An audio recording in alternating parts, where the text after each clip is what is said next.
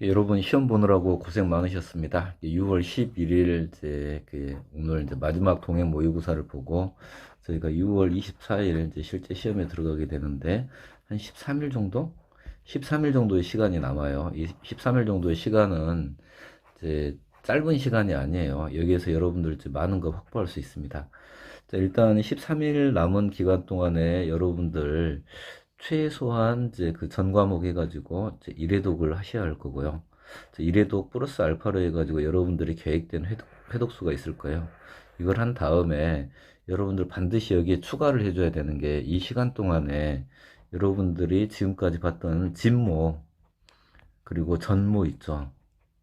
여기에서 틀린 것 있죠. 이 틀렸던 지문, 틀린 것은 그 문제 자체에서 반드시 확인을 해 주셔야 돼요. 요거 자체를 확인해야 저희가 6월 24일 있는 이 실전 시험에서 그 실질적인 효과, 수업용으로 해가지고 시험을 대비하는 효과가 있으니까 이 과정을 반드시 이 과정 있죠, 이 과정.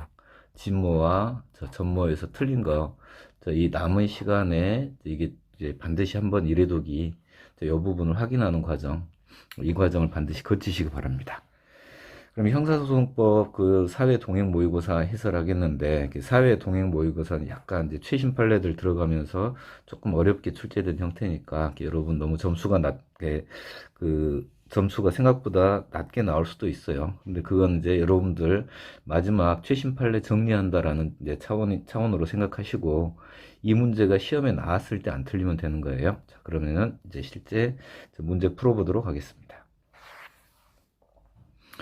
형사소송법의 적용 범위 관련해서 1번 지문 보게 되면은 성착취물 소지죄 이 부분은 계속 범위입니다. 처벌을 해야 되는 거죠. 그래서 실행행위가 종료되는 시점에 법률이 적용된다. 그래서 성착취물 소지죄 관련해 가지고 이제 형벌이 세게 형이 좀 세게 그 처벌하는 형태로 되어 있는데 이때 그 이제 범죄 실행행위 종료되는 시점 현재 형이 좀 세게 가중된 형태의 그 법령이 적용된다라는 취지입니다. 자, 중국 북경시는 이제 여기에서 그 사문서 위조죄이네요. 그럼 우리나라 재판권이 없다. 재판권이 없으면 공소기각 판결을 합니다. 이제 3번은 이제 최근 판례인데 여기에서 이제 난민의 지위에 관한 협약 이제 비엔나 조약 이렇게 해서 이제 헌법에 따라 그 체결된 조약이죠. 그래서 이제 국내법과 동일한 효력을 갖게 되는데 이 난민의 지위에 관한 협약에서 형 면제를 할 수 있는 형 면제의 근거 조항이 있게 되는데 이게 우리나라에 이제 직접적으로 적용되게 돼요. 그런데 이제 이 난민이기 때문에 어쩔 수 없이 우리나라에 입국하게 될 때 이제 불법으로 입국하게 되는데 이 불법으로 입국하였다 하더라도 난민의 지위가 인정되게 되면 형을 면제한다라는 취지예요. 그래서 이제 불법으로 입국하는 것에 여기에는 출입국관리법 위반죄뿐만 아니라 형법상 범죄 행위도 이에 포함된다예요. 그래서 이제 입국을 할 때 이렇게 입국 목적을 속이는 이러한 문서들을 이렇게 제출하였을 때 허위 공문서 작성죄나 공무집행 방해죄 등이 문제가 되는데 그러한 경우에도 형을 면제하라라는 취지의 판결입니다. 형사소송법상 구속기간 제한 규정에서 피고인에 대한 구속기간 제한 규정을 말하는 거고요. 이건 미결 구금의 한계를 설정한 것이지 법원의 재판기간 내지 심리기간 자체를 제한하는 규정은 아니다라는 거죠. 규정은 아니다. 4번이 틀린 지문입니다. 2번 보겠습니다. 2번. 2번에서는 고소와 관련한 부분인데 여기에서 친고죄에서 공범자 간의 불가분 원칙 여기는 이거는 반의사 불벌죄에 적용하지 않는다라는 거죠. 입법의 불비로 볼 것은 아니다. 법인이 양벌 규정으로 처벌받게 될 때 법인의 대표이사와 법인이 이제 처벌을 받게 되는 거죠. 대표이사의 범죄 행위로 법인을 이제 양벌 규정으로 처벌하게 되는데 그 법인의 대표이사가 면소 판결을 받았어요. 그렇다 하더라도 법인을 양벌 규정으로 처벌할 수 있다 해요. 법인을 양벌 규정으로 이제 처벌하는 건 대표이사의 책임에 대해서 법인을 처벌하는 것이기 때문에 우리 구속요건에 해당하고 위법하고 책임 그 다음에 처벌을 하는 거죠. 법이 이 행위자의 처벌까지를 요건으로 하지 않는다예요. 그래서 2번이 틀린 질문입니다. 3번 적법한 고소로 보지 않는 대표적인 판례이죠. 경찰청 인터넷 홈페이지에 피고인을 철저히 조사해달라. 이건 형사법상 적법한 고소로 보기 어렵다. 그다음 이제 합의서가 이제 문제가 되는데, 합의서가 수사기관에 제출되게 되면 처벌 불허 의사표시 또는 고소 취소로 봐줍니다. 자, 법원에 제출되었을 때 플러스 알파 플러스 베타의 사유를 이제 판단하게 되는데, 수사기관에 제출되면 고소 취소로 그냥 인정을 해요. 자, 그래서 나머지 이후 피고인에 대한 치료비 전액이 지급되지 아니한 경우, 치료비에 관한 합의금 체부가 남아있는 것은 변론으로 하고, 피해자는 처벌 불허 의사를 철회할 수 없다. 이렇게 해서 2번이 틀린 지문입니다. 현행범인 체포 보겠습니다. 현행범 체포에서 수사기관이 아닌 자 청해부대를 생각하면 되겠고, 즉시 수사기관에 인도하여야 되는데, 이때 즉시라고 하면 반드시 체포 시점과 시간적으로 밀착된 시점이어야 하는 것은 아니고, 그래서 옳지 않은 것에서 1번의 정답 지문이 나왔네요. 여러분들 이제 실제 시험을 보게 될 때 이렇게 1번이나 2번에서 정답 지문이 나오게 되면 문제를 한번 더 읽어요. 문제 옳지 않은 것이다. 해가지고 바로 정답을 찾고, 실질적으로 그 밑에 있는 내용까지 읽을 시간은 안 나올 거예요. 일단 이제 1번이나 2번에서 정답 지문이 나왔다 하게 되면은 바로 정답 체크하고 이제 넘어가시기 바랍니다. 여러분 스스로를 믿으면 돼요. 자, 여기 청해부대 계속해서 이제 인도되었습니다. 이때 구속영장 청구 기간인 48시간의 기산점은 체포시가 아니라 인도받은 때로부터 48시간 이내에 구속영장을 청구하면 되는 거죠. 이제 3번 현행범 체포 관련해서 여기 이제 노동조합법과 관련해서 정당한 쟁의행위를 하고 있는 중에 그 중단된 업무의 수행을 위하여 당해사업과 관계없는 자를 채용 대체하였을 때 이게 그 단체 행동권이 제약을 받게 되는 거죠. 그래서 채용 대체하는 사용자만 처벌하는 조항이 노동조합법 위반죄예요. 자, 이때 채용 또는 대체되는 자는 일단 채용하는 자가 있어야 채용되는 자가 있을 건데, 이 채용 또는 대체되는 자는 처벌 규정이 없어요. 그래서 이 채용 또는 대체되는 자는 형법 총칙상 공범 규정을 적용하지 못합니다. 그래서 공범이 아니기 때문에 이 채용 또는 대체되는 자를 현행범으로 체포하는 것은 위법하다. 이렇게 나오고요. 4번 노동조합 파업 현장에서 경찰을 지휘하던 지휘관이 체포된 근로자를 접견하게 해달라고 요구하며 호송 차량의 진행을 막은 변호사를 공무집행 방해죄 현행범으로 체포한 것은 위법하다. 공무집행 방해죄 현행범 체포가 위법하다는 판례, 다 알고 있는 판례이죠. 4번 가겠습니다. 4번은 이제 보석이 취소된 경우 보석 조건은 즉시 그 효력을 상실하고, 그렇지만 보증금 납입이나 담보 제공의 보석 조건은 이건 나중에 몰취를 해야 되는 거죠. 몰취 재판을 해야 되기 때문에 보석 조건으로서 그대로 남아있게 됩니다. 2번 보겠습니다. 2번.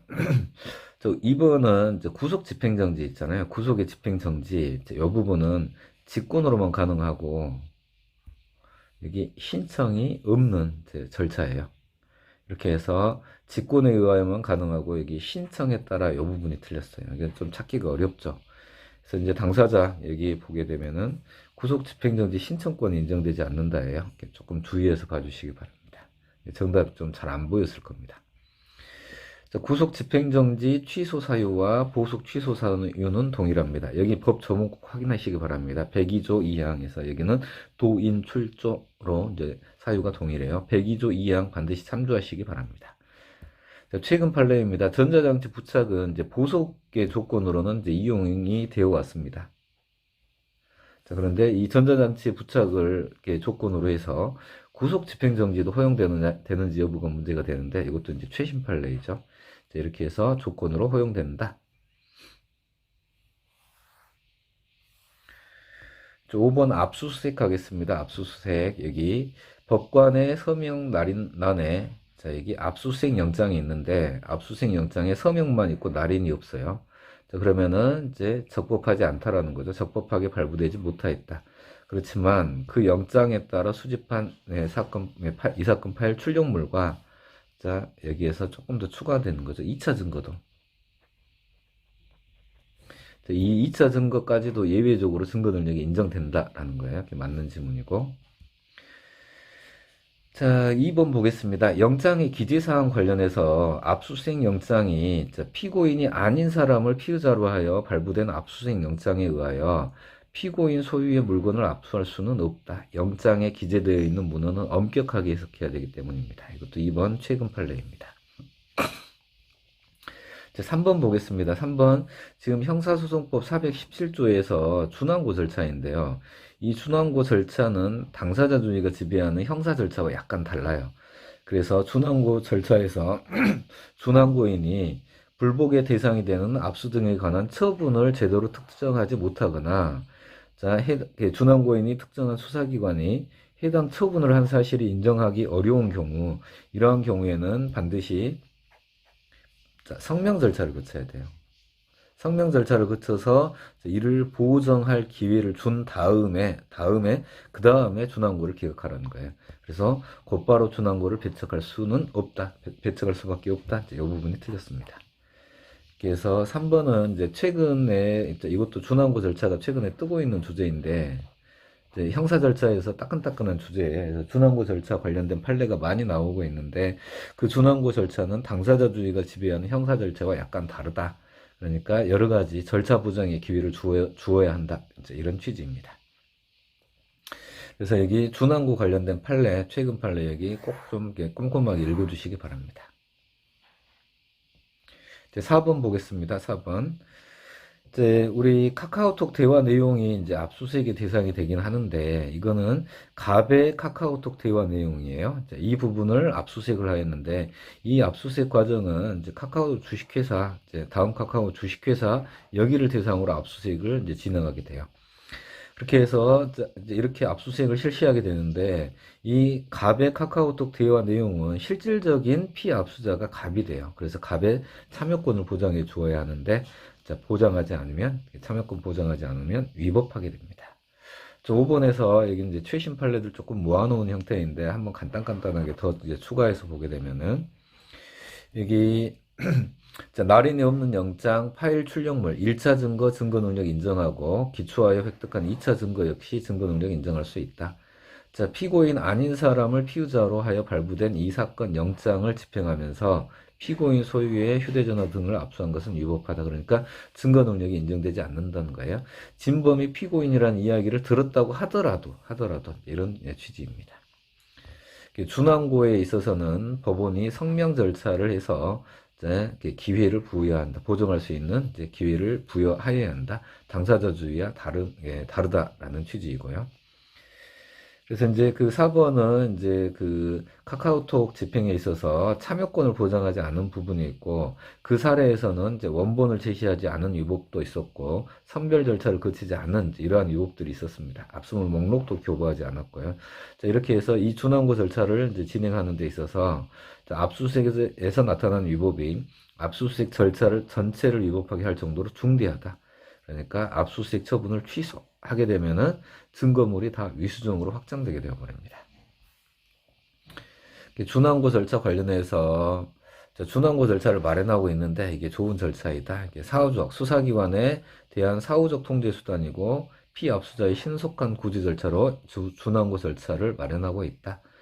그렇게 해서 법원은 성명권 등을 행사하도록 해서 처분을 특정할 수 있도록 해줘야 되는 거고 항고소송의 일종이기 때문에 형사소송 절차와는 달리 양 당사자의 관여를 필요로 하지 않는다라는 거고 나머지 이런 절차들 다 이렇게 해서 준항고인에게 성명권을 행사하는 등의 방법으로 개별적으로 특정할 수 있는 기회를 부여해야 한다. 이게 이제 사실관계가 압수수색의 주체를 공수처, 수사처 검사를 잘못 알고 준항고를 제기한 경우에 준항고 법원에 성명 의무가 있다는 취지예요. 최근에 나온 판례니까 이것도 꼭 이렇게 체크해서 읽어보시기 바랍니다. 저희 이제 형사소송법에서 전자정보에 대한 압수수색은 이제 관련 판례 법리들이 형성되어 가는 과정이고 거의 이제 그 법리가 이제 완성되었다고 볼 수 있습니다. 그래서 압수수색에서 전자정보에 대한 압수수색은 우리 형소법에서 꼭 한 문제가 나온다고 보면 돼요. 자, 그러면은 자, 6번 보겠습니다. 자, 임의 제출하는 것도 압수이기 때문에 여기에서 피고인에게 참여의 기회를 부여해야 합니다. 참여의 기회를 부여하지 않으면 위법하게 수집된 증거가 되어버려요. 임의 제출도 임의 제출물 압수잖아요, 압수. 이때 압수에 따른 이제 일반적인 기초적인 절차는 거쳐줘야 합니다. 자, 임의 제출에도 참여권 보장해야 되나요? 예, 참여권 보장해 주어야 돼요.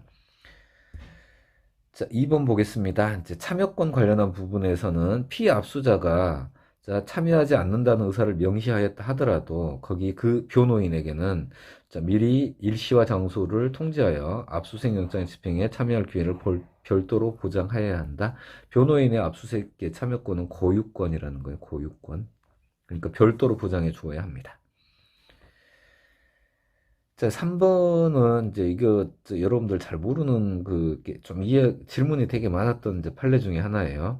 여기 이제 사실관계를 보게 되면은 이제 우리 원격지 서버 전자정보를 압수하는 거 있죠. 자, 그리고 수색지에 있는 컴퓨터 등 정보 처리 장치의 전자정보 이렇게 해서 이제 이쪽 앞에 부분은 수색 장소에 있는 것이고 2번은 원격지에 있는 전자정보예요. 자, 이거 자체가 압수수색은 가능해요. 압수수색은 가능한데 그 압수수색 영장에 압수할 물건으로 1과 2가 함께 기재되어 있어야 2까지 압수를 할 수 있는 거예요.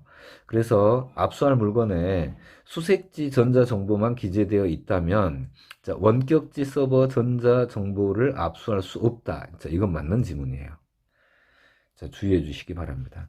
자, 이거 자체는 가능한데 그러기 위한 전제로 압수할 물건에 1과 2가 기재가 되어 있어야 적법하게 압수를 할 수 있는 거예요.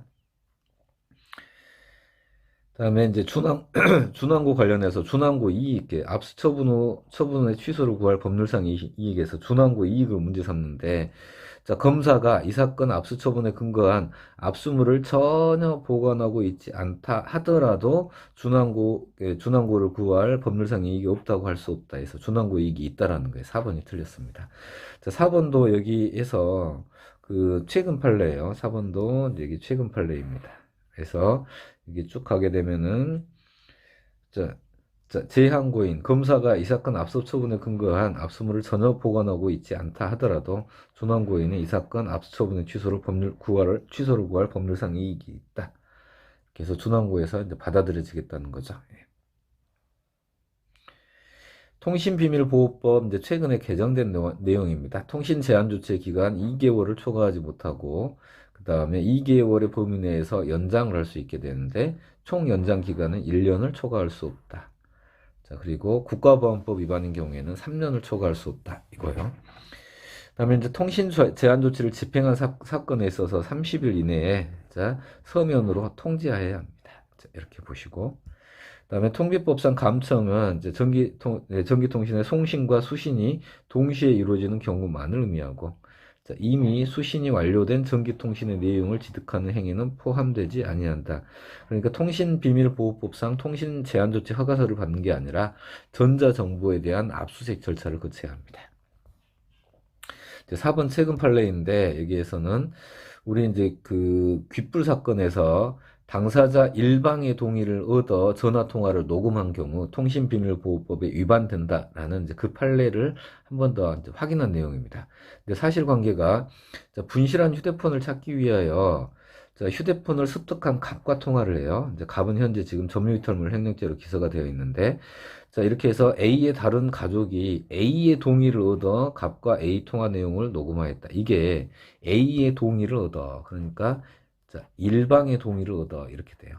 일방의 동의를 얻어 자, 녹음을 하였을 때 상대방의 동의가 없는 이상 통신비밀보호법에 위반된다. 그래서 자, 통신비밀보호법에 위반되면 증거 능력을 인정할 수 없게 됩니다. 4번 판례 보시고 그다음에 재정신청 가겠습니다. 법원직 재정신청 항상 한 문제는 나와요. 자, 항고 전치주의가 적용됩니다. 항고 기각 결정을 받고 나서 재정신청서를 10일 이내에 기록이 어디 있어요? 수사기관에 있죠. 그러니까 고등법원이 아니라 검찰청에게 제출합니다. 검찰청 검사장에게 제출합니다. 1번이 틀렸네. 그러면 문제를 꼭 살펴봐 줘야 돼요. 옳은 거 찾으라. 이제 이렇게 되어 있죠. 자, 여기 재수자 피고인 특칙에서 재정 신청 절차에서는 재수자 피고인 특칙이 적용되지 않는다. 교도소장에게 제출한 시점이 아니라 자, 법원에 도달한 시점을 기준으로 한다. 자, 재정 신청 기각 결정에 대한 재항고에는 재수자 피고인 특칙이 적용되지 않으니까 교도소장이 아니라 법원에 도달한 시점을 기준으로 판단하게 됩니다. 재정 신청 기각 결정이 확정된 경우 다른 중요한 증거를 발견한 경우를 제외하고 다시 공소 제기할 수 없도록 규정하고 있는데 여기서 재정 신청 기각 결정이 확정된 사건은 어쩌고 저쩌고 자, 심리와 판단이 재정 신청에 대한 심리와 판단이 현실적으로 이루어져 기각 결정이 된 사건만을 의미한다 해서 3번이 맞는 질문입니다. 5번 재정신청 기각결정 취소가 있는 경우에는 재정신청인에게 비용의 전부 또는 일부를 부담하게 하여야 한다. 할 수 있다 했죠. 이렇게 해서 8번은 3번이 정답입니다. 공소시효의 정지 보겠습니다. 자, 여기도 최근 판례가 나와서 자, 형사처분을 면할 목적으로 국외에 있는 경우, 국외에 체류하는 경우 공소시효가 정지가 되는데 국내에서 범죄를 저지르고 도피한 경우에 한정되지 않고 국외에서 범죄를 저지르고 체류를 계속하는 경우도 포함된다. 색깔은 크게 의미 없어요. 그냥 가독성을 좀 높이기 위하여 색깔을 달리하고 있는 거니까요. 다음에 병무청장의 국외 여행 허가를 받은 병역 의무자가 허가 기간 내에 귀국하지 않는 경우에 처벌하는 국외 여행 허가 의무 위반으로 인한 병역법 위반죄. 이게 계속범이 아니라는 판례예요. 즉시범이라고 합니다. 즉시범. 그래서 허가 기간이 끝나는 그 순간부터 공소시효가 진행한대요. 공소시효가 진행한다. 그래서 공소시효가 진행한다. 그래서 완성되어서 마치 이게 처벌받을 수 있을 것처럼 되는데 또 숨어 있는 게 있죠.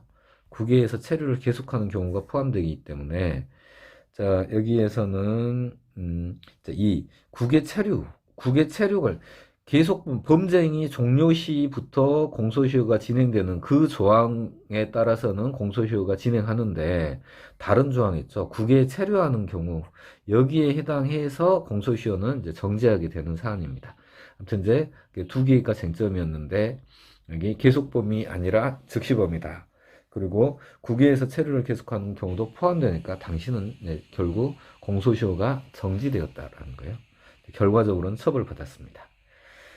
그래서 9번에서 이제 이게 어쩔 수 없이 암기해야 되는 판례인데, 자, 2007년 12월 21일 개정 전, 형사소송법 개정 시행 전의 법안제에 대해서는, 자, 이게 구 형사소송법이 적용되게 되는데, 의제 공소시효가, 지금은 25년인데, 그때는 15년이었어요. 그래서 개정 전에 시행 전의 법원 범죄에 대해서는 의제 공소시효도 15년이 적용된다. 인데 이제 4번이 문제예요. 4번. 형사처분을 면할 목적으로 국외에 있는 게 동안 공소시효 기간이 정지된다라는 이제 이건데 이 경우에는 구형사소송법이 적용되는 경우에는 이 조항이 적용되지 않고 정지되지 않고 공소시효 기간의 진행이 정지되지 않고 계속 진행한다요.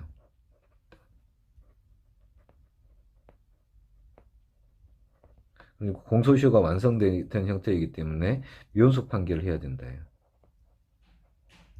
이렇게 해서 3번과 4번은 3번은 법리가 있어요. 3번은 법리가 있는데 4번은 이건 이제 특이한 법리가 없고 판례가 상당히 까다로운 문구를 이제 설치하면서 여기 국외 체류로 인한 국법이 개정 전 형사법이 적용되는 경우에 자, 국외에 있는 기간 동안 공소시효의 기간이 정지되지 않는다. 계속 진행해서 면소 판결해야 된다라는 이제 희한한 형태의 결론을 냈기 때문에 4번 특별히 암기를 해서 이제 보지 않으면은 잘 암기가 안 되는 판례예요.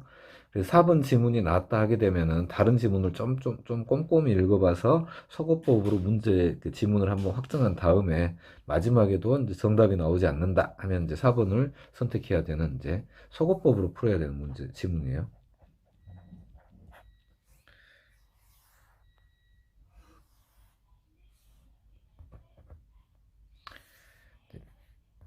10번 보겠습니다. 10번째 관할의 병합입니다. 관할의 병합에서는 사물 관할을 달리한다 하게 되면은 공통되는 바로 위에 상급 법원이 나올 수가 없어요. 여기 나오는 순간 틀려요. 공통되는 이제 이렇게 그 직근 상급 법원은 토지관할 병합에서 나오는 거죠. 토지관할 병합에서는 공통되는 직근 상급 법원이 고등법원이 같으면 고등법원, 고등법원이 다른 경우에 대법원이 자, 토지관할 병합심리 신청 사건의 관할법원이 된다. 그러니까 사물관할 병합심리에서는 공통되는 병합 직근 상급 법원이 나오지 않게 됩니다. 치료감호 사건은 합의부 사건이고요. 피고 사건의 항소심 지방법원 합의부, 여기는 이제 단독판사 사건의 2심이라는 거죠. 단독판사의 2심 사건입니다. 자, 이것도 사물관할 병합처럼 이제 병합처럼 취급해서 치료감호 사건은 합의부 사건이기 때문에 합의부의 2심은 네, 고등법원이죠. 네, 이렇게 해서 고등법원에 이송해야 한다. 네. 토지관할, 예, 토지관할 병합심리, 병합심리, 공통되는 직근상급법원에서 결정을 했겠죠. 그러면은 그 재판하지 않게 된 이외의 법원에서는 7일 이내 기록 송부입니다. 이게 뭐 추가하게 되면은 사물관할 병합이면 합의부에서 결정을 하게 되는 거고, 자, 그 경우에는 5일 이내 기록 송부입니다. 5일 이내 기록 송부. 사물관할 합의부가 결정을 하면 예 알겠습니다. 다이렉트로 5일 이내에 보내줘야 되고, 토지관할 병합 심리에서는 하면서 7일 이내에 기록 송부해 주게 됩니다. 자, 송달입니다. 송달에서 검사의 집행지휘를 요하는 재판 10일 이내 검사에게 송부해야 한다. 자, 불구속 피고인과 구속영장의 효력이 상실된 구속 피고인은 신청하는 경우에 한하여 송달하게 됩니다. 7일 이내의 송달입니다. 재심 기각 결정은 형사 절차에 있는 거죠. 그러니까 재수자 피고인 특칙에 적용되어요. 교도소장에게 송달해야 합니다. 그런데 자, 직원을 통하여 피고인에게 전달한 경우 송달의 효력이 발생하지 않습니다. 송달의 효력이 발생하지 않는다. 즉시항고 기간이 진행하지 않게 됩니다. 재심 기각 결정에 대해서는 즉시항고가 허용됩니다. 3번이 틀린 질문. 형사소송법 최초 공시송달은 2주일, 그 다음에 5일, 민소법과 다르니까 이건 많이 강조했으니까 아시겠죠. 12번 가겠습니다. 자, 변호인 선임에 있어서는 자, 이렇게 형소법에 규정된 자에 한정되고, 자, 그들로부터 그 선임권을 위임받은 자, 브로커이죠. 브로커가 대리하여 변호인을 선임할 수는 없다. 자, 브로커를 방지하고자 하는 판례입니다. 자, 상고심에 환송 전 원심에서 선임된 변호인의 변호권은 환송된 뒤에 항소심에서 다시 생긴다. 자, 이렇게 해서 심급대리 원칙에서 변호인의 변호권이 부활된다는 취지의 판례입니다. 다시 생긴다, 부활한다, 이렇게도 표현을 해요. 공판 준비 기일이 지정된 사건, 국선 변호인 선정해야 합니다. 자, 필요적 변호 사건입니다. 필요적 변호 사건과 다른 사건을 병합하여 심리하는 경우에, 자, 변호인의 관여 없이 공판 절차를 진행한 위법은 자, 필요적 변호 사건과 다른 사건이 병합하게 되면은 이 사건까지도 변호인의 변호권이 이때 선임된 변호인의 변호권이 다른 사건에까지 미치게 되어서 이 1번 사건과 2번 사건 모두가 필요적 변호 사건이 되어버립니다. 그러니까 자, 이 공판 절차를 이렇게 진행한 위법은 필요적 변호 사건이 아닌 다른 사건 부분에도 미치게 돼요. 여기가 틀렸습니다. 자, 국선 변호인 선정의 효력은 다른 사건이 병합된 경우에도 효력을 미치게 됩니다. 그러니까 그 사건까지 필요적 변호 사건이 되어버려요. 13번 증거조사 보겠습니다. 증거조사 공판 절차 관련한 부분이죠. 자, 증인은 법원이 직권에 의하여 신문할 수도 있고, 자, 증거의 체부는 법원의 직권이다. 피고인이 철회한 증인을 법원이 직권 신문하고 이를 체증하더라도 위법이 아니다. 형사 절차는 실체 진실주의가 지배하기 때문입니다. 그래서 3번으로 가게 되면은 시기에 늦은 이의 신청이 중요한 사항을 대상으로 하고 있는 경우에는 시기에 늦은 것만을 이유로 기각할 수 없다라는 규정을 두게 돼요. 실체 진실주의 때문입니다. 그래서 옳지 않은 것은 3번이네요. 증거 조사에 대한 이의 신청 상당하지 아니함이 들어가는 거죠. 조상에게 이의한다. 조상. 내 증거 결정에 대한 이의 신청은 법령 위반에 한한다. 4번 보겠습니다. 증거 조사를 마친 증거가 증거 능력이 없음을 이유로 한 이의 신청을 이유 있다고 인정할 경우에는 그 증거의 전부 또는 일부를 배제한다는 취지의 결정을 해야 한다. 증거 배제 결정이라고 합니다. 13번, 여기는 이제 공판 절차에서 나타나는 이제 그 기초적인 자주 출제되었던 지문으로 해서 선지를 구성하였습니다. 증인신문 가겠습니다. 증인신문. 증인신문. 자, 피고인이 증인신문에 참여하게 해달라고 신청하였음에도 불구하고 변호인만 참여시켜 실시한 증인신문은 위법하다. 여기는 이 피고인이 이제 구속되었을 때의 문제예요. 구속되어 있을 때, 이제 법정에 출석시켜서 여기 증인신문에 참여할 수 있게 해줘야 되는데, 그런 것들을 허가하지 않으면 피고인의 증인신문 참여권을 침해하여 위법하다는 판례입니다. 피고인 퇴정하게 하고 증인신문하는 거 이거 가능하죠. 그래서 직접적인 증인 대면을 제한할 수 있습니다. 그런데 증인신문의 본질인 피고인의 반대 신문권을 배제하는 것은 허용되지 않는다. 예, 주의를 해주시고, 그 다음에 공판기일에 증인을 채택하여 다음 공판기일에 증인신문을 하기로 고지하였으나 피고인이 출석하지 않았습니다. 그러면은 공판기일 외의 신문으로서 증인신문을 하고 다음 공판기일에 그 증인신문 조서에 대하여 서정을 하는 것은 적법하다. 이거는 조서에 의하여 고지한 바 변경할 점이나 이해할 점이 없다고 진술하다 하게 되면 모든 하자가 치유되게 됩니다. 4번 공개금지 사유가 없음에도 불구하고 공개금지 결정을 하였고 그때 진행된 증인신문 절차는 변호인의 반대 신문권이 보장되어도 증거 능력이 부정됩니다. 이 재판의 공개는 헌법상 기본권이기 때문에 반대 신문에 보장되어도 증거 능력이 인정되지 않습니다. 4번이 틀렸습니다. 공소장 변경 보겠습니다. 공소장 변경. 상습범입니다. 그러면 동일이죠. 동일성이 인정되는 거죠. 공판 심리 중이네요. 공판 심리 중. 그 범죄 사실과 동일한 습격의 발현이다. 그럼 여기까지 동일성이 인정되는 범위예요. 검사가 공소장 변경 절차에 의하여 추가할 수 있다. 너무 당연한 거고요. 이제 3번 먼저 보겠습니다. 3번. 자, 과실로 교통사고를 일으켰다는 교통사고처리법 위반죄와 고의로 이제 보험금을 청구하여 수령하거나 미수에 그쳤다라는 보험 사기인 거죠. 이거는 기본적 사실관계가 동일하다고 볼 수 없다. 동일성이 인정되지 않기 때문에 과실로 교통사고 처벌받았다는 이걸 다시 보험 사기로 공소 제기하는 거 기판력에 반하지 않는다. 처벌됩니다.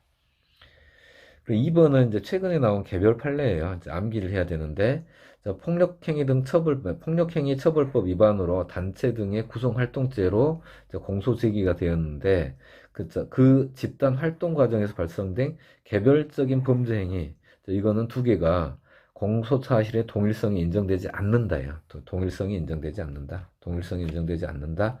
그러니까 공소장 변경 허가 신청 이거 자체가 인정되지 않는 거죠. 법원은 허가하고 유죄로 인정해야 한다. 이 부분 틀렸습니다. 동일성이 인정되지 않는다요. 동일성이 인정되지 않는다. 그래서 2번이 틀렸습니다. 4번 보겠습니다. 자, 공소장 변경 절차를 피고인의 방어권 행사에 실질적 불이익이 있으면 공소장 변경 절차를 거쳐야 하는데 방어권 행사에 실질적 불이익이 없다면 변경 절차를 거치지 않고도 직권으로 다른 사실을 인정하여 유죄를 인정할 수 있습니다.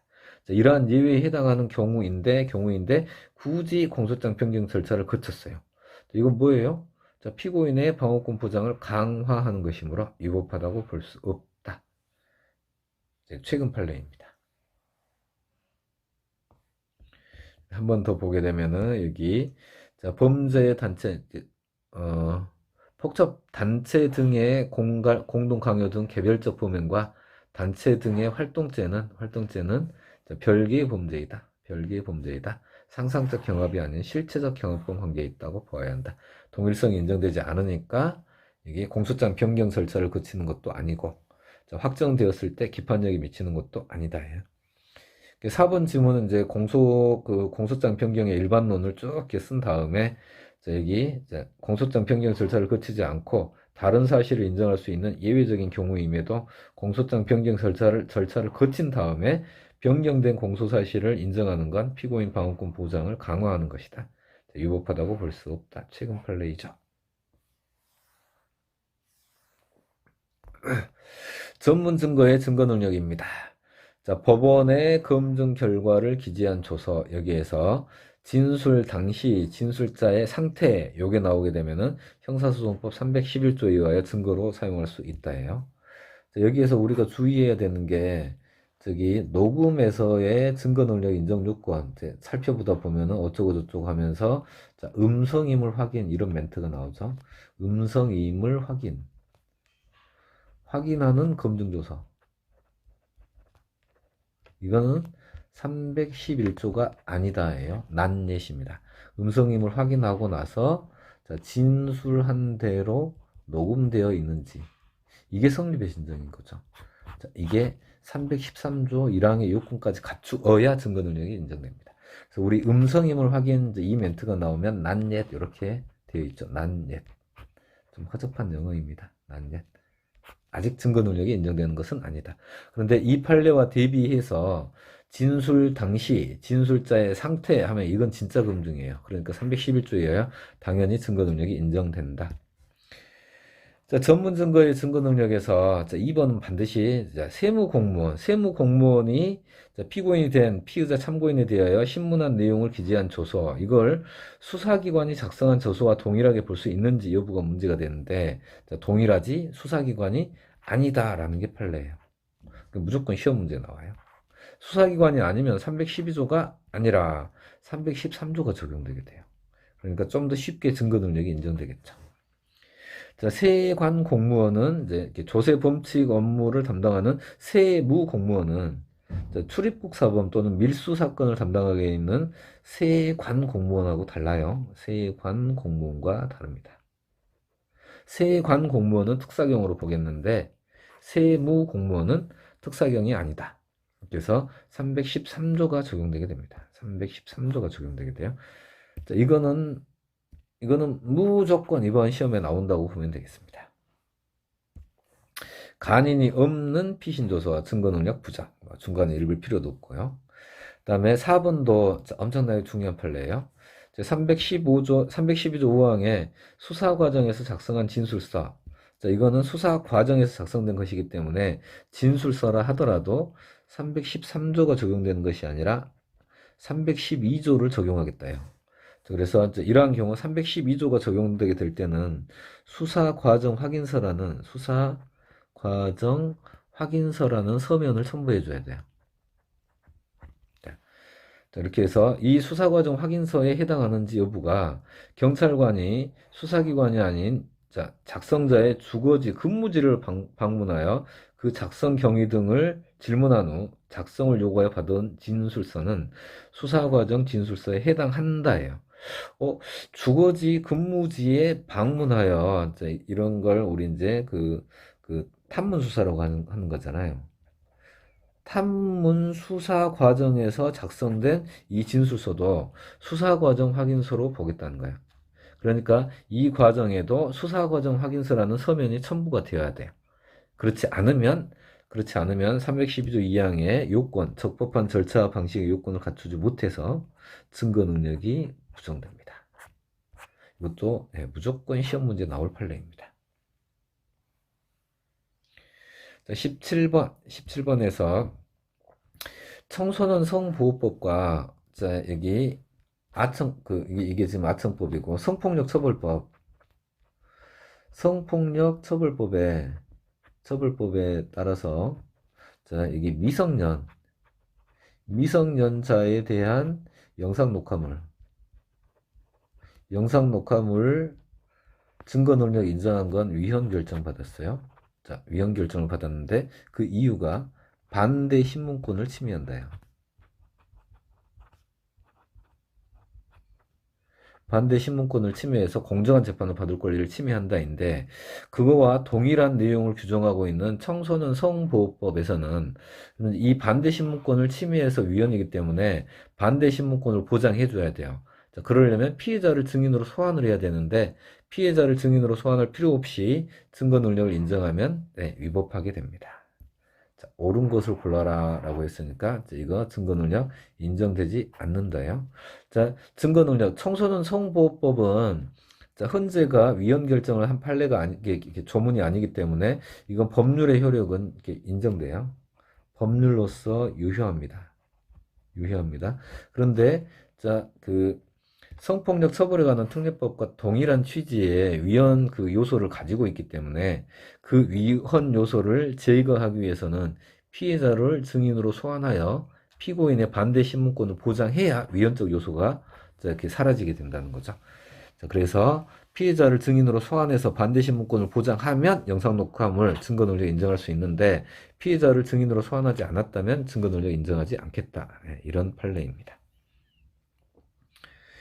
청소년, 네, 여기 청소년 성보호법에 청소년 성보호법, 아동 청소년 성보호에 관한 법률이 이제 문제가 되는데, 자, 여기에서 영상물과 녹취록입니다. 영상물과 녹취록.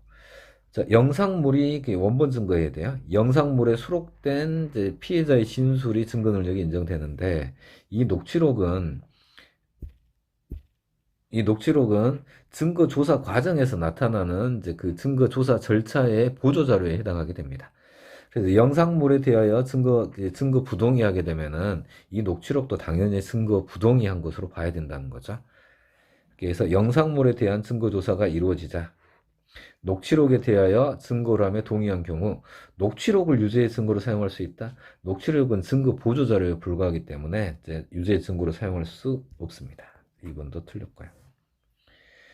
다음에 3번도 중요한 판례입니다. 이게 이제 어쩌고저쩌고 쭉 가서 반대 신문에 답변을 하지 아니하였다 하게 되면 우리가 주어를 찾기로 했죠. 주어 증인의 법정 진술은 위법한 증거로서 증거 능력을 인정하기 어렵다. 그래서 요거 3번 중요한 판례이고 그런 다음에 하자가 치유가 된다요. 책문권 포기로 하자가 치유되는데 명시적인 책문권 포기하면 하자가 치유됩니다. 이거 비교해야 되죠? 이거. 이게 증인의 법정 진술은 요것과 비교해 가지고 자, 진술 조서는 증거 능력은 인정되나 증거 가치가 없다. 주된 증거로 하여 유죄 사실을 인정할 수 없다. 이렇게 나오는 거죠. 그래서 증인의 법정 진술로 나오느냐, 진술 조서로 나오느냐, 증거 능력은 인정되나 진정한 증거 가치를 가지지 못한다. 그래서 3번도 무조건 나오게 됩니다. 4번 현행범으로 체포되면서 체포 당시 이미 제출하게 되었습니다. 압수조서를 작성하게 되는 거고 위 압수조서의 압수 경위란에 기재되어 있는 내용은 경찰 작성 피의자 신문조서가 아니라 목격자의 진술이 기재된 서류로 보겠다는 거예요. 목격자의 지위가 우선한다. 경찰 작성 피신조서가 아니다. 자, 그러면 정답은 3번이네요. 이번 사회 동행 모의고사의 형사법은 조금 어렵게 나왔으니까 점수가 안 나왔다 하더라도 여러분들 너무 실망하지 마시고 여기에 해설을 제가 좀 풍부하게 달아놨어요. 그러니까 그 해설 지문까지 꼼꼼하게 보셔가지고 시험에 대비하시길 바랍니다. 자, 전문의 진술입니다. 전문의 진술 관련해서는 원진술자와 전문 진술자가 나와요. 그러면 전문 진술자가 원진술자로부터 진술을 들을 당시 원진술자의 증언 능력에 준하는 상태에 있어야 한다. 이건 맞고요.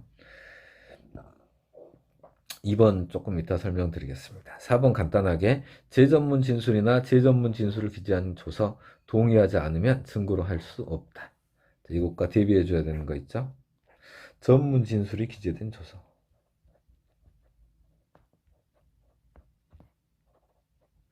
전문 진술에 해당하는 316조와 조소에 해당하는 312조 또는 314조의 요건을 모두 갖추면 증거 능력이 인정된다요. 자, 2번 보겠습니다. 2번. 경찰 피의자 신문조서입니다. 자, 갑의 유죄 인정 증거로 사용할 수 있는지 여부가 문제가 되는데, 자, 의리. 자, 공범인 의리 법정에서, 자, 기재된 것과 같은 내용으로 진술하였다. 이게 뭐죠? 자, 성립의 진정입니다. 성립의 진정은 312조 사항의 요건을 말해요. 이제 312조 사항의 요건을 갖추었는데 자, 갑에 대하여 유죄 인정 증거를 쓸 수 있는지 여부가 문제가 됩니다. 자, 공범에 대한 경찰 작성 피의자 신문조서는 갑 당해 피고인이 내용 인정해야 하는 거죠.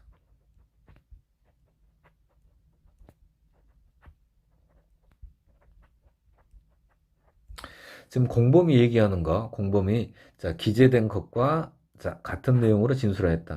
공범이 성립의 진정을 인정한 건 312조 사항의 요건을 갖추었다 하더라도 이런 취지입니다. 자, 그래서 증거 능력이 인정되지 않는다. 자, 18번의 3번 지문은 조금 이쪽에서 보겠습니다. 자, 3번 지문은 이제 우리가 여기 원 진술자가 있고 자, 전문 진술자가 있어요. 자, 이게 히어세이죠. 듣고 말하는 거야. 그런데 원진술자가 피고인이면 전문진술자는 A가 진술하였을 때 316조 1항에 적용됩니다. 원진술자가 피고인 아닌 타인이면 자, A가 증언을 하였을 때 316조 2항 필요성과 특신상태의 요건을 갖춰야 돼요. 그런데 자, 이 피고인 아닌 타인의 공범이 포함된다요. 그러니까 원진술자가 공범일 때 이 공범으로부터 들은 말을 A가 진술하게 되면은 316조 2항의 요건을 갖춰야 되는데 이 원진술자가 사망해야 돼요. 그런데 원진술자가 사망하지 않고 공동 피고인으로 기소가 되어 있으면 이거는 원진술자 법정 출석입니다. 필요성 요건을 충족하지 못해서 증거 능력이 부정됩니다. 이 내용으로 이제 살펴보게 되면은 18번을 보게 되면은 여기 자, 갑에 대한 공소사실의 증거로 사용할 수 있는지 여부가 문제가 되기 때문에 자, 원진술자가 누구인지를 찾아야 되는데 갑은 지금 이게 뇌물수수이고 을은 뇌물교부예요. 그런데 공여자인 을로부터 뇌물을 교부했다는 것을 들은 병의 증언은 그러니까 자, 원진술자가 을이에요. 을. 그러니까 갑에 대한 관계에서는 피고인 아닌 타인의 말을 내용으로 하는 것이어서 이 병의 증언은 자, 특신 상태에서 이루어진 것이라 하더라도 갑에 대한 공소사실로서 증거 능력이 없다. 그러면 여기에서 우리가 또 찾아줘야 되는 게 각 수뢰죄와 공여죄로 기소되어 공동 피고인이 된 경우 자, 이게 이 부분이 자, 원진술자인 을이 공판정에 출석해 있다는 거예요. 그러니까 316조 2항의 필요성의 요건을 갖추지 못하게 돼요. 특신 상태가 인정된다 하더라도. 그러니까 증거로 사용하지 못하게 됩니다. 까다로운 판례예요. 이렇게 해서 옳지 않는 거 어디지? 아, 여기 증거를 할 수 있다. 이 부분이 틀렸네. 예.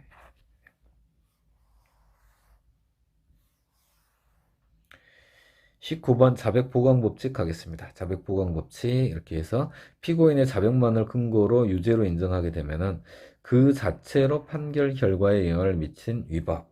자, 그러면 여기는 이건 어떻게 해요? 항소심은 파기해야 돼. 파기 사유가 돼요. 이걸 항소 이유로 주장하지 않아도 직권 파기 사유가 됩니다.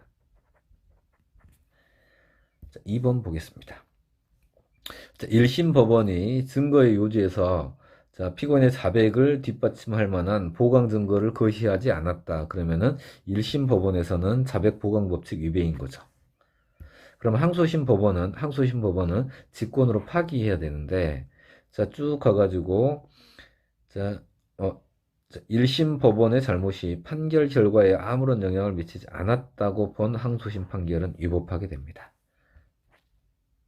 자, 이거 자체는 항소 기각했다는 거잖아요.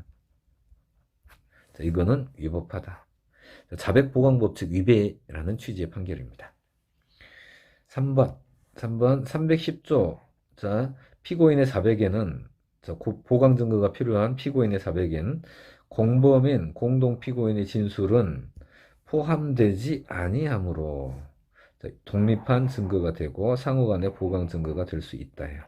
여기들이 틀렸습니다. 자백보강법칙에서 피고인의 습벽을 구속요구로 하는 포괄일체인 상습범에서도 각 행위에 대하여 개별적으로 보강 증거가 요구된다는 게 판례입니다. 4번 판례도 조금 주의해서 봐주셔야 돼요. 20번 가겠습니다. 20번. 자, 상상적 경합이네요. 상상적 경합 기판력이 인정된다. 그러니까 면수 판결. 자, 여기는 이제 동기설이 폐지가 된 이제 형태인데, 여기 보면은, 자, 여기 우리 동기설, 여기는 조금 이제 봐줘야 되는데, 이제 동기설 관련된 판례에서 우리 이제 형법에서 경한신법을 적용하게 된다. 그러면은 거기에서 법령이 개폐된 경우, 범죄 후 법령 개폐로 형이 폐지된 때에 해당하게 되면은 형소법에 따라 이제 326조에 따라 면수 판결을 하게 되는데, 이제 형법 1조 2항과 형소법 이제 326조 여부가 이제 적용되는지 여부가 문제가 돼요. 여긴 논리 흐름이 첫 번째, 경과 기관을 규정하였느냐. 경과 규정이 있다면 그 경과 규정에 따르고 경과 규정이 없는 경우에 문제가 돼요.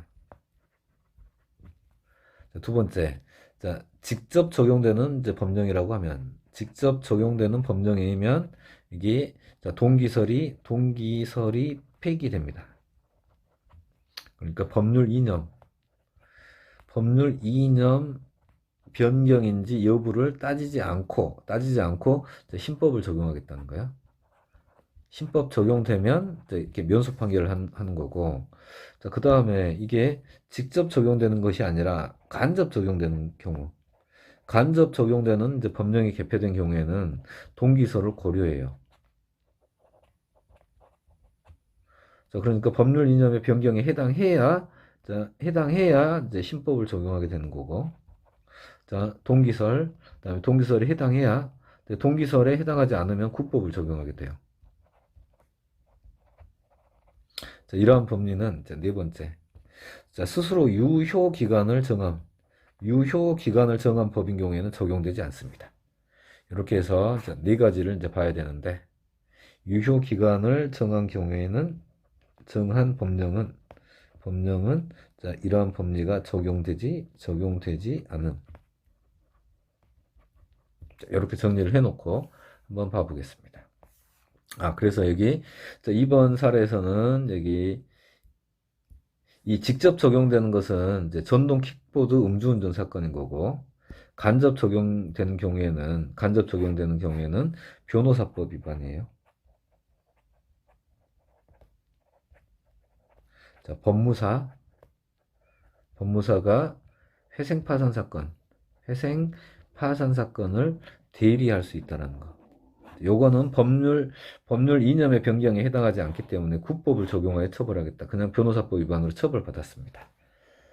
그래서 여기 이제 보면은 이제 동기설이 폐기되었는데, 이제 키워드만 추출해서 보게 되면은 쭉 가서, 자, 다른 법령이 이게 변경된 경우에는 여기 형사법적 관점의 변화를 주된 근거라는 법령의 변경에 해당해야 한다. 그래서 동기설을 고려한다라는 거예요. 네, 그렇게 해서 형법 1조 2항, 형사소송법 326조 4호가 적용되지 않는다. 좀 더 보게 되면은, 네, 다시 보게 되면은, 해당 형벌법규 자체, 그로부터 위임을 받은 경우도 동일한 거고요.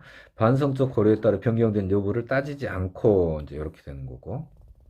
두 번째, 자, 직접적으로 관련된 법령의 변경뿐만 아니라 관련이 없는 법령의 변경으로 가벌성에 영향을 미치는 경우에는 적용되지 않는다예요. 3번이 틀렸습니다. 이게 이제 3번이 이제 변호사법 위반, 이제 법무사 회생파산 대리 개정 규정인 거고요. 그런 다음에 이제 스스로 유효기간을 정한 경우에는 법령의 변경에 해당한다고 볼 수 없다. 예. 이렇게 해서 좀 까다로운 이제 판례입니다. 동기설. 그 형법하고 형소법이 오버래핑 되어 있는 판례이기 때문에 좀 꼼꼼히 봐주시기 바랍니다. 이 추록에 있어요. 추록. 추록에 판례가 있으니까 이제 봐주시기 바랍니다. 여기 한 번 더 볼까요? 이제 전동 킥보드 음주운전 사건에서 이제 여기에 그 내용들이 다 포함되어 있으니까 보면은 쭉 가서 보게 되면은 형벌벌구 자체 수권 내지 위임을 받은 경우는 자, 반성적 고려에 따라 변경된 여부를 따지지 않고 신법이 적용된다. 수권 내지 위임한 건 이제 동일한 법리가 적용되는 거고요.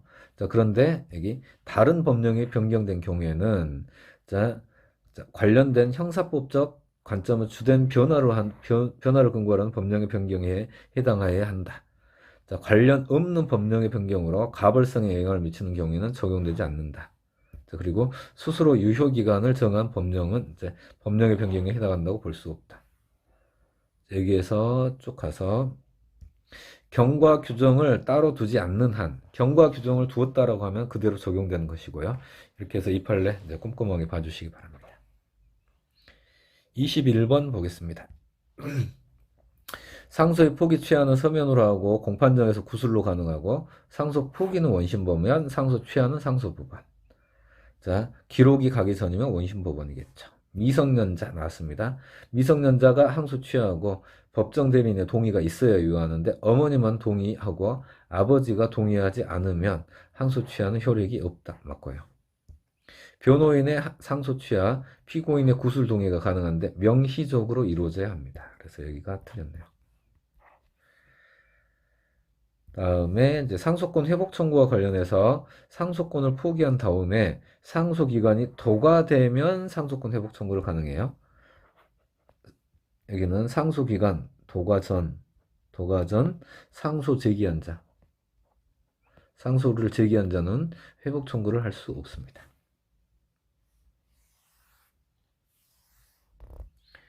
이제 상고 가겠습니다. 상고에서 이제 비약적 상고 관련한 부분인데 이거 전원합체 판결입니다. 1심 판결에 대하여 피고인은 비약적 상고를 하고 자, 이 비약적 상고는 항소가 제기되면 비약적 상고의 효력을 갖추지 못하게 돼요. 자, 검사는 항소를 제기하게 되면은 피고인의 비약적 상고는 비약적 상고로서의 요건을 갖추지 못하는데 그 비약적 상고가 항소로서의 적법 요건을 갖추게 되면은 피고인의 비약적 상고에 항소로서의 효력이 인정된다라고 하는 게 지금 최근 전원합체 판결입니다. 판례 변경한 사안이에요. 자, 상고심은 사후심이고 법률심이기 때문에 자, 새로운 증거조사를 할 수 없습니다. 자, 그리고 항소심 판결 선고시를 기준으로 하죠. 그래서 항소심 판결 선고 후에 나타난 사정은 자, 심리할 수가 없습니다. 그것이 상고 이유서 등에 첨부되어 있다 하더라도 사용할 수 없습니다. 사후심 법률심이기 때문입니다. 자, 사형 무기 10년 이상의 금고가 선고된 사건이 아닌 사건이네요.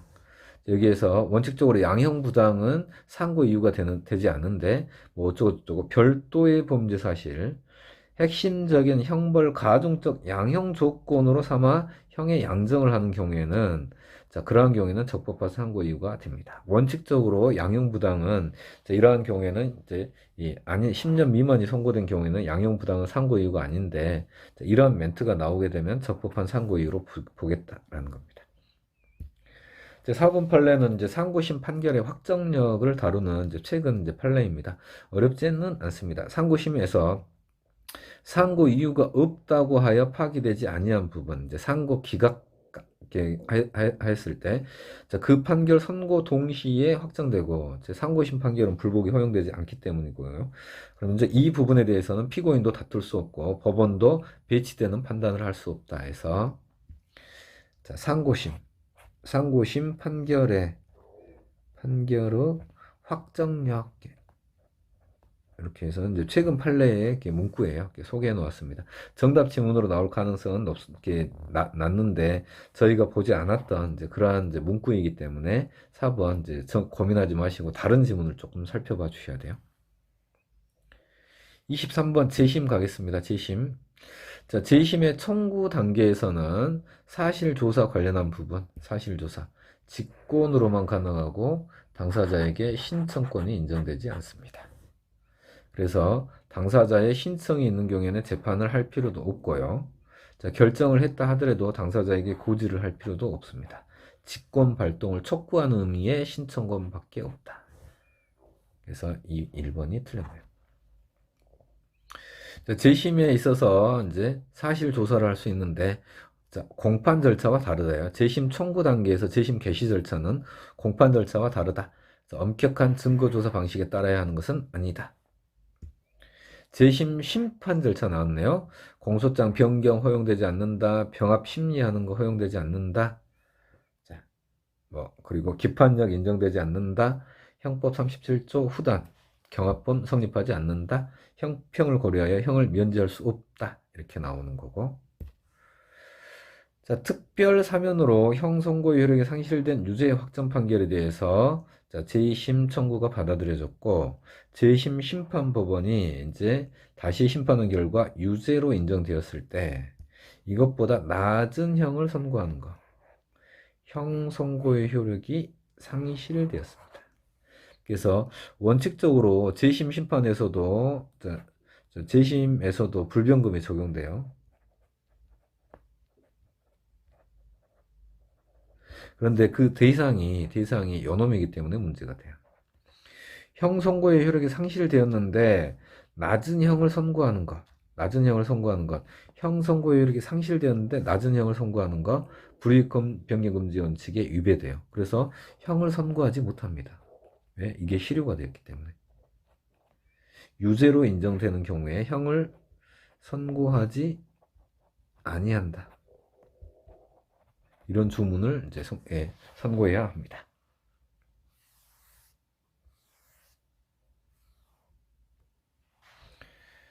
자, 24번 소송촉진법 불출석 재판입니다. 사형무기 10년이 넘는 사건은 제외하고 송달 불능보고서 접수 6월 경과 2회 공시송달로 진술 없이 재판할 수 있다. 피고인은 진술 없이 재판할 수 있다. 이때 증거 동의가 간주가 되는 거고요. 자, 이때 구속영장 집행불능. 자, 이거는 구인용 구속영장이 집행불능 되었다는 집행불능 보고서의 접수로 볼 수 없다. 이거 검사가 하는 거죠. 대신에 이제 여기에 대비해서는 경찰의 소재 탐지 회보서,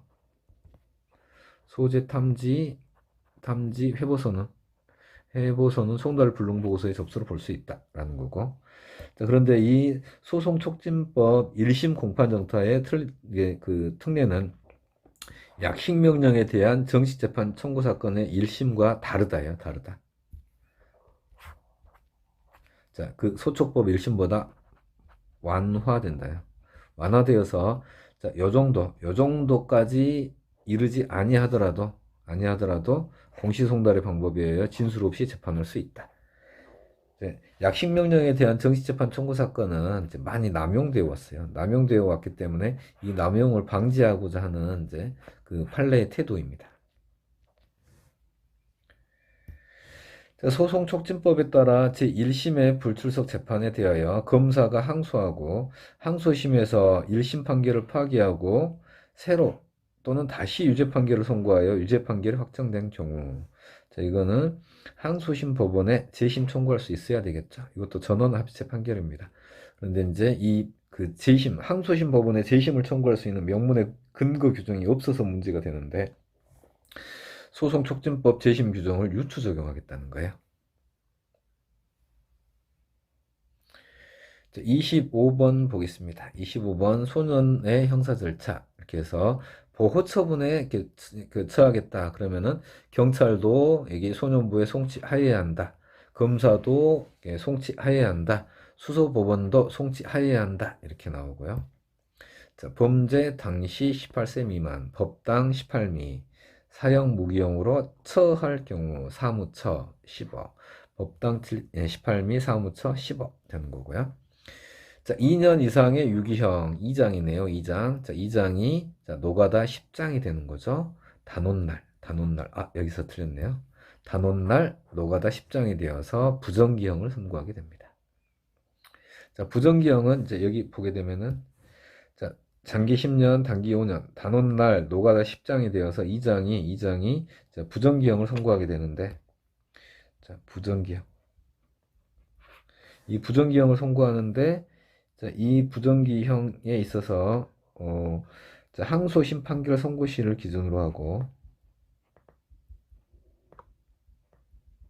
자, 이 항소심 판결 선고시에 성년이 되었을 때는, 자, 부정기형의 중간형이 불변금의 기준이 되고, 예, 기준이 됩니다. 여기 있네. 자, 잠깐만. 자, 소년인지 여부는 19세 미만, 이렇게 해서 사실심 판결 선고시, 항소심 판결 선고시를 기준으로 하고, 항소심 선고 이전에 19세에 도달하는 경우에는 정기형이 선고되어야 합니다. 자, 이렇게 해서 이제 그 해설 마치겠는데, 자, 여러분들 그 지금 그 남은 시간 있잖아요. 남은 시간. 한 이제 13일? 13일 정도, 이제 보름 정도 남았다 이렇게 생각하게 되는데, 이 보름 정도 남은 시간, 정말 많은 걸 할 수 있는 시간이에요. 정말 많은 걸 할 수 있는 시간이기 때문에 끝까지 포기하지 마시고, 이제 그 가시고, 여러분들 꼭 합격해서, 이제 저와 같이 면접에서 보도록 하겠습니다. 자, 수고하셨습니다.